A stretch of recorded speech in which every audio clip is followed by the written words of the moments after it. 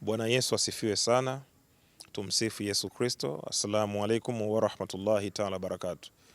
Naitwa Prophet IPM, mtumishi wa Mungu kutoka Tanzania, Dar es Salaam. Mtumishi ninayeongoza huduma inaitwa Embassy of God for All Nations iliyopo Tanzania, makao yake makuu yako Mbezi Beach, Dar es Salaam.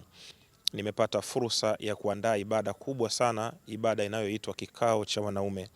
Ibada hii ni ibada kwa ajili ya wanaume. Kama ambavyo dunia inafahamu na Watanzania na Afrika kwa ujumla mnavyofahamu, mara nyingi kumekuwa na makongamano ya wamama. Wamama wanakutana sana, wanazungumza vitu vyao, wanatoa madukuduku yao, wana majukwaa mbalimbali ambayo wamekuwa wakizungumza. Lakini sisi wanaume hatuna jukwaa linaloweza kutukutanisha kwa pamoja kama wanaume.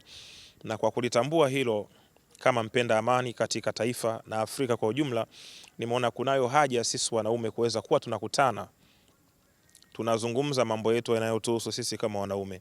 Kwa hiyo nimeamua kwa uwezo ambao Mwenyezi Mungu amenisaidia kuandaa jambo hili, na wakaribisha sana wanaume wote tuweze kukutana. Yako mambo mbalimbali ambayo tutaweza kuzungumza sisi kama wanaume, mambo ya kutujenga katika uchumi, mambo yatakayotujenga katika familia zetu, namna ya kuishi na familia zetu, namna ambavyo tunapaswa kuishi katika taifa ambalo tumepewa. Kwa hiyo nawakaribisha wanaume wote bila kuangalia dini, rangi wala kabila. IPM ni mtumishi wa Mungu wa watu wote.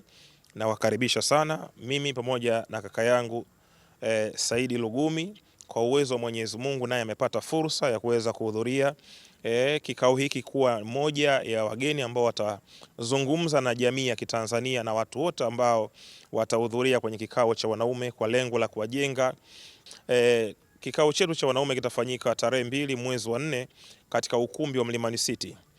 Muda kuanzia ukifika saa 3 kamili asubuhi inakuwa sio mbaya. Vaa suti nyeusi, shati jeupe, tai nyekundu na kiatu cheusi. Kuwa smart, na nitafurahi kukuona katika kikao cha wanaume 2026. Kutakuwa na chakula. Kutakuwa na chakula kizuri kabisa, chakula standard kabisa, ambacho ni kama vile mtu anakula tu mtu kaenda kwenye harusi. Kutakuwa na chakula mchana, kutakuwa na maji, kutakuwa na soda, kutakuwa na juice, lakini kutakuwa na maziwa pia. Kwa hiyo unasikiliza kikao cha wanaume lakini kuna uhakika wa chakula. Hii ni program ambayo tunaifanya mara kwa mara. Kikao cha wanaume ni kikao ambacho kilifanyika mwaka jana hapa kama jinsi unavyoweza kuona, lakini tunafanya kila mwaka mara moja. Kwa hiyo tumeona ni vyema wanaume tuweze kukutana na tuweze kufanya kitu ambacho ni kwa ajili yetu sisi wanaume. Kama unavyofahamu, maadili yameporomoka sana. Vijana wengi wamekuwa wakipotea, wengine wakifariki, wengine wakifanya mambo ambayo huenda wakikutana na wanaume wenzao wataongea kwa pamoja, alafu mwisho wa siku tutakuwa na jamii ambayo ni bora. Utafutaji wa mwanaume umekuwa ni mgumu sana. Kazi zimekuwa changamoto, ajira zimekuwa changamoto, fursa zimekuwa changamoto. Lakini pia maadili yameporomoka sana, maadili ya mwanaume ameachwa, mwanaume amesuswa, unaona bwana. Kwa hiyo mwanaume ana vitu vingi sana moyoni, ana vitu vingi sana ambavyo anapitia. Mwanaume ndio gunia la dunia, jalala la dunia. Kila kitu anaonekana mwanaume hafai. Kwa hiyo inawezekana tukamkosa mwanaume aliye bora, tukamkosa waziri ambaye ni mzuri wa kesho, tukamkosa mbunge wa kesho, kwa sababu hakupewa maadili mapema kwamba usiibe, kwepa jela, kwepa hiki, acha hiki, usifanye hiki, tunza ujana wako, kwepa hiki. Kwa hiyo tunakwenda kuwafundisha pia maadili wanaume, lakini pia kuondoa madukuduku mbalimbali ambayo yako ndani ya mioyo ya wanaume. Wanaume hawaongei, na ndio maana tunakufa mapema, kwa sababu hatuna sehemu ya kutolea madukuduku yetu. Sababu ya kumwalika Saidi Lugumi kwanza ni ule upendo wangu kwake. Saidi Lugumi ni mtu ambaye mimi nilipenda mara ya kwanza nilivyoona.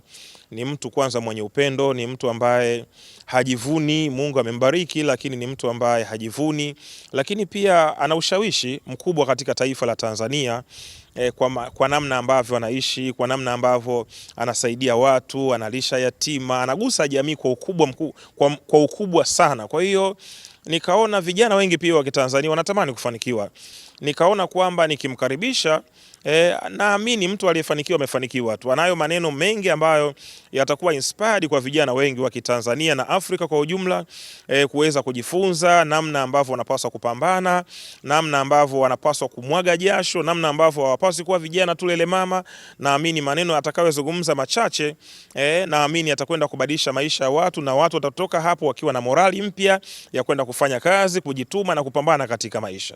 Yaani hiki ni kikao cha wanaume, sio kikao cha dini, ni kikao cha wanaume. Kwa hiyo mwanaume yeyote ambaye anajijua yeye ni mwanaume kuanzia miaka 18 tayari huyu ni mwanaume, anatakiwa ahudhurie kikao cha wanaume, kwa sababu ni kikao ambacho kitakwenda kumnufaisha mambo mengi sana. Kwanza, wanaume wanakutana. Wanaume wanapokutana watazungumza. Unajua, huyu anaweza akawa hana fursa hii, huyu ana fursa hii, huyu ana ujuzi huu, huyu hana ujuzi huu, au huyu akafanya jambo hili kwa uperfect zaidi, huyu akawa elewi nini afanye. Kwa hiyo wakikutana, tutazungumza, tutakula, tutafurahi, tutacheza, tutamshukuru Mwenyezi Mungu, na naamini hakuna mwanaume atakayejutia kufika kwenye kikao cha wanaume tarehe 2 mwezi wa 4 pale Mlimani City.